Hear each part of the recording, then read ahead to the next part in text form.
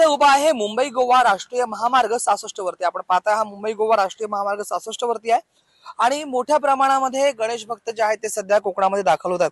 या मार्गावरती आपण जर पाहिलं तर नेहमीच गणेश उत्सवाच्या कालावधीमध्ये मोठ्या प्रमाणामध्ये वाहतूक कोंडी असायची।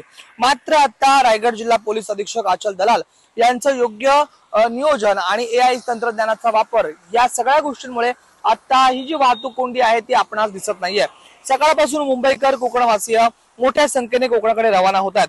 रात्री हजारो वाहने कोकणाच्या दिशेने गेल्याने सकाळपासून मुंबई गोवा महामार्ग कोकणकरांसाठी सुरळीत झालेला आहे। पोलिसांची योग्य भूमिका असल्याने वाहतूक कोंडीवर नियंत्रण मिळवण्यात आलेलं आहे। कोकणकरांना यंदा वाहतूक कोंडीपासून दिलासा मिळालेला आहे। वडखळ, नागोठणे, कोलाड, माणगाव, इंदापूर, लोणेरे या परिसरामध्ये दरवर्षी मोठ्या प्रमाणामध्ये वाहतूक कोंडी व्हायची।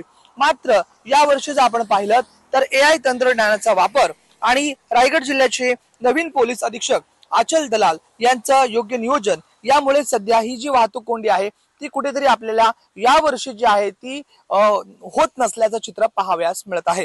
राज वैशंपायन, TV9 मराठी, रायगड।